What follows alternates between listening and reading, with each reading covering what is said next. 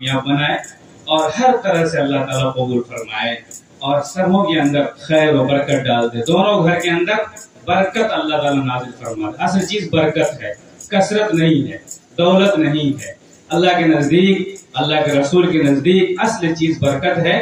حضور اکرم صلی اللہ علیہ وسلم نے جتنی بھی دعائیں مانگی ہیں ان تمام دعاؤں کو آپ جب دیکھیں گے تو ہر جگہ آپ نے برکت کی دعا مانگی ہے. صرف علم کے لیے آپ نے کثرت کی دعا مانگی ہے، رب زدنی علما. اے اللہ تعالیٰ مجھے علم زیادہ دے، دولت زیادہ دے اور مال زیادہ دے، روپیہ زیادہ دے اور زمین زیادہ دے.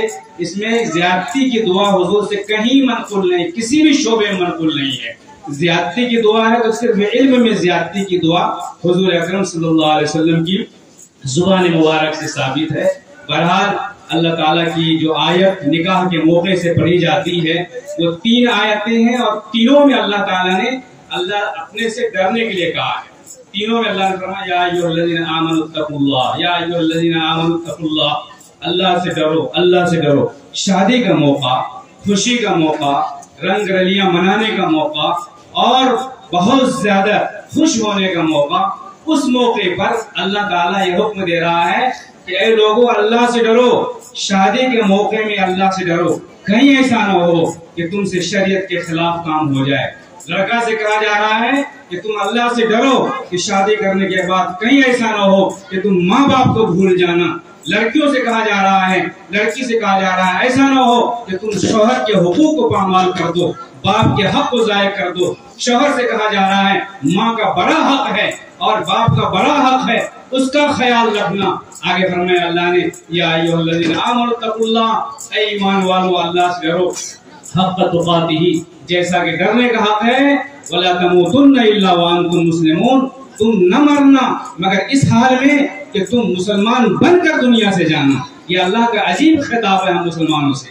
آپ جانتے ہیں کہ لڑکیوں کو سجایا جاتا ہے، اچھا کپڑا پہنایا جاتا ہے، زیور پہنایا جاتا ہے، خوبصورت سے خوبصورت بنانے کی کوشش کی جاتی ہے شادی کے موقع سے. کیوں؟ اس لیے کہ وہ اللہ شوہر کے نزدیک قبول ہو جائے، شوہر پسند کر لے اور شوہر کے گھر والے اس کو پسند کر لیں.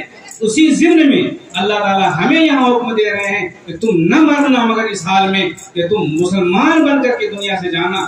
ہمیں یہ حکم دیا گیا شادی کے موقع سے اور اس کے پیغام کے ذریعہ، اس آیت کے ذریعہ اللہ نے ہم تمام سامعین کو یہ پیغام دیا اے لوگوں دیکھو تم اپنی زندگی کو ٹھیک کرنا، روزانہ تم اپنے اندر تبدیلی پیدا کرنا.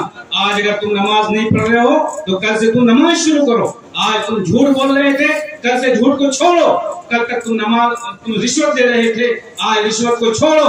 کل تک تم شراب پی رہے تھے، آج شراب کو چھوڑو. اپنی زندگی کو نکھارو، تبدیلی کرو.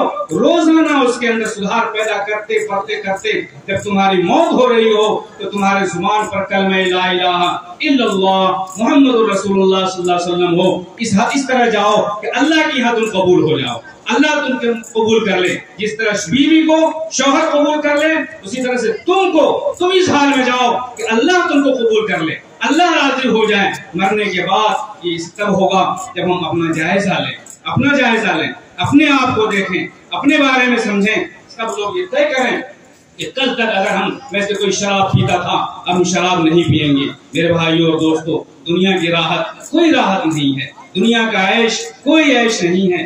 دنیا کی زندگی چاہے جتنی اچھی ہو جائے، جتنی خوبصورت ہو جائے، جتنا اچھا بلڈنگ ہو جائے، جتنے پیسے ہو جائیں، یہ سب فانی ہے. زندگی فانی، جوانی فانی، عیش فانی اور دولت فانی، مکان فانی، ہر چیز فانی اور جوانی فانی. ہر چیز پھیلا ہونے والی ہے. باقی رہنے والی چیز اللہ کی محبت ہے، اللہ کا ڈر ہے، اللہ کا خوف ہے، اللہ کا تقوی ہے. اسی لیے اللہ میاں نے اس جگہ اس آیت میں نکاح کے موقع سے یا ایھا الذین آمنوا اتقوا اللہ فرمایا. اے لوگوں اللہ سے ڈرو، اللہ کا خوف کرو. دنیا کے اندر کوئی چیز پائیدار نہیں ہے. ایک حدیث میں آتا ہے، چھوٹی سی حدیث ہے، بہت سارے لوگ بیٹھے ہوئے ہیں. میں چاہتا ہوں کہ اس حدیث کو سنا کر میں اپنی بات ختم کروں. آخرت کی قیامت کے دن اللہ کے سامنے ایک ایسے آدمی کو لایا جائے گا جو دنیا میں ہمیشہ عیش میں رہا ہوگا، کبھی بیمار نہیں ہوا ہوگا اور کبھی کوئی تکلیف نہیں جھیلا ہوگا، کوئی پریشانی نہیں ہوگی، عیش ہی عیش، دولت ہی دولت، آرام ہی آرام، اور ہر طرح کی فراوانی ہی فراوانی، کسی اعتبار سے کوئی تکلیف نہیں۔ اللہ میاں اس کو بلا کے کہے گا، پوچھے گا، اور فرشتے سے کہے گا اس کو ذرا جہنم کے قریب سے گھما کے لاؤ، آس پاس سے پڑوس سے گھما کے لاؤ، اس کو جہنم کے پڑوس سے گھما کے لایا جائے گا۔ اللہ میاں پوچھے گا، یہ بتاؤ دنیا میں تم نے عیش کتنا کیا تھا؟ کہ اللہ میاں کیسا عیش؟ کون سی داد عیش؟ کون سا داد عیش؟ کون سی راحت؟ میں کوئی راحت مجھے یاد نہیں ہے۔ جہنم کی ہلکی سی ہوا جب دنیا کی 60 سالہ 70 سالہ عیش کو بھلا کے رکھ دے گا، اسی طریقے سے ایک آدمی دنیا میں پریشانی میں ہوگا، مصیبت میں ہوگا، حالت سے گھرا ہوگا، اور طرح طرح کی بیماریوں میں مبتلا ہوگا، اللہ تعالیٰ کو راضی کر کے گیا ہوگا۔ اللہ تعالیٰ فرشتے سے کہے گا اس کو ابھی جنت میں داخل نہیں کرنا، جنت کے بغل سے گھما کے لے آؤ میرے پاس، ہم اس سے ایک بات پوچھنا چاہتے ہیں۔ جنت کے ارد گرد سے گھما کے لایا جائے گا، پھر اللہ میاں پوچھے گا یہ بتاؤ دنیا میں تم کو کوئی تکلیف یاد ہے؟ وہ کہے گا اللہ کیسی تکلیف، کیسا دکھ، کیسا درد، کیسی رات، کیسی پریشانی، مجھے کچھ بھی یاد نہیں ہے۔ جنت کی ایک ہلکی سی ہوا اس کی پڑوس سے گزرنے کے بعد انسان دنیا کی ساری تکلیف کو بھول جائے گا۔ وہ بندہ کتنا خوش نصیب ہوگا جو جنت میں جائے گا۔ جنت میں کیا عیش ہوگا؟ ما لا عین رأت ولا اذن سمعت ولا خطر علی قلب بشر۔ بشر ایسی چیز اللہ میں دے گا کہ زبان دل میں، زبان پر، دماغ میں کوئی احساس تک نہیں گزرا ہوگا۔ میرے بھائیو اور دوستو، اس موقع سے ہم اللہ کو یاد کریں، اللہ کو راضی کریں، اللہ کو خوش کر کے جائیں۔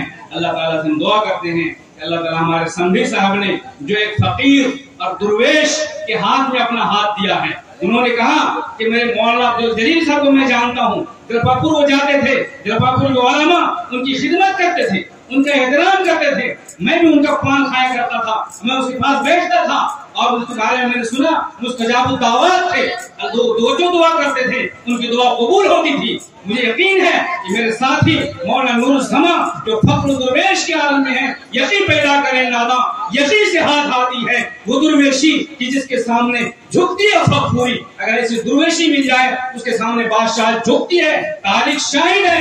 نظام الدین اولیاء کے سامنے ہندوستان کے تیرا تقسیم ہندوستان کے 8 بڑے بڑے باجبروت بادشاہ گھٹنا ٹیکتے رہے اس کے سامنے، ایک گلاس پانی پینا کی خواہش کرتے رہے، لیکن انہوں نے کہا کہ میں تمہارا چہرہ نہیں دیکھنا چاہتا ہوں، تم ادھر سے جاؤ گے ادھر سے نکل جاؤں گا میں۔ کرم تیرا، علامہ اقبال نے کہا تھا، کرم تیرا کہ بے جوہر نہیں میں، اے اللہ تعالیٰ کرم تیرا کہ بے جوہر نہیں میں، غلام تو لالو سنجر نہیں میں، جہاں بینی میری فطرت ہے لیکن کسی جمشید کا ساغر نہیں میں۔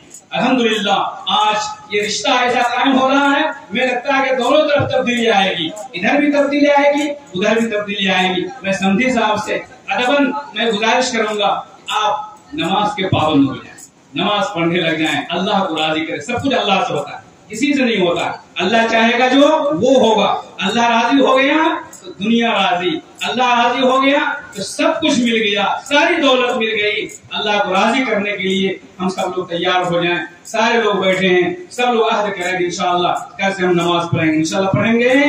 جو لوگ نہیں پڑھتے تھے وہ بھی طے کریں، اللہ کو راضی کریں، اللہ کو، دنیا کو راضی نہ کریں۔ دنیا تو فانی ہے، جوانی فانی ہے، ساری چیز ختم ہونے والی ہے۔ اللہ اگر آپ کو مل گیا تو آپ کو وہ سرور حاصل ہوگا، وہ کیفیت حاصل ہوگی، وہ لذت ملے گی جو قابل بیان نہیں ہے۔ تلاوت میں مزہ، تسبیح میں